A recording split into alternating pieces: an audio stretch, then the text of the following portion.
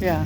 No, I mean, if you were coming in, if the timer's all knackered, so I think you can't just come in and put it on and leave it on. So No, like it wouldn't get hot enough in church. It takes a long time to heat up the church. You couldn't sort of say, right, it's 10:30, I'll go and put the. So that will only work if you've told it a time. Oh, on the absolutely, control yes, panel, absolutely. Yeah. Yeah, you've got to give it a yes, time. the timer has to be on. Like with a domestic one, you can either set it for so many times or you can just put it on constant. No. You can't do that with that. No. On the timer, you might be able to. Yeah. I mean, for example, and I don't know the answer to this, come midnight service, I don't know how we go over midnight, because you see that see it's what you in mean, days. yeah. So Right. when it comes to 23:59, it'll then go 0, and I don't think I can go over midnight. I think I'd have to have it going So off. you can't necessarily, like it was suggested, have it on for the midnight service Friday and leave it on till after the Saturday morning service. Because Yes, time yeah. won't let you. That's what we're hoping to do. That I don't know, but Yeah. all I would say is that after that midnight communion, come and see what it's doing. Well, I won't. Right. You'd rather do that than get up at 6 o'clock. And they can't do anything, the gas chap, they can't do anything with this. Get it to work. Right, I've had so many different answers. Yeah. There's a new unit. I have to say, I am questioning this unit. Steve put this new unit in. That's the old one, and the new one is up there. And you heard where those clicks come from. They come from this sort of area, which makes me say, are you sure it's not that is faulty? I don't know. I'm pure hypothesis speculating, but that's a question that I would want to ask. What Steve is being told by Pottertons, there's several things. First of all, it's an old boiler, get a new one. End of story.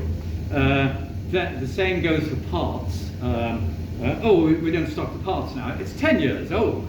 Now, it gets used for how many hours, on a Sunday. It's still pretty new in terms of life, in terms of what it has done, but they consider it old.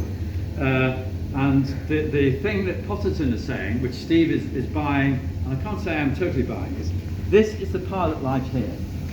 That pilot light tube there, Steve put a new one in at the time that we had all the problems. That was where he started. He put a new pilot light tube in, and he said it wasn't quite the right one. I had to move it a bit. Pottertons are saying you can get a minuscule, if it's not lined properly, you can get a minuscule escape of gas.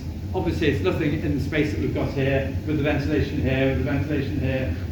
So it is nothing. But and that is sufficient that there isn't enough gas for the pilot. When the time switch work goes to strike on the pilot, there's not enough gas in the system. It is all dissipated, and this resetting is bringing gas into the system. Hence the theory: put it on 3 times a day. Let's keep gas in the system. But I have to say it doesn't work. But that was the theory of doing those different lightings during the day.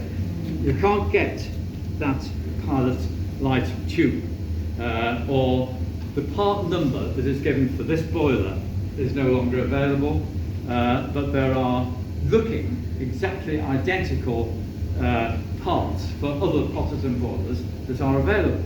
And Steve's next job is to use one of these other ones that looks identical and see if that will work. That's where we're hanging at the moment, is try and get a pilot light that may or may not work, may or may not fit. Potterton said, because of this possible minuscule hypothesis, escape of gas, you can sort of spray some magic gun job, which Steve tried. It worked for 3 Sundays. It did work for 3 Sundays, since when it hasn't. So, there may be something in that hypothesis, in that theory, in that yeah. So, that's where we're at. Can you show us how to light the other boiler as well while we're all here? Well, absolutely. That's why I say,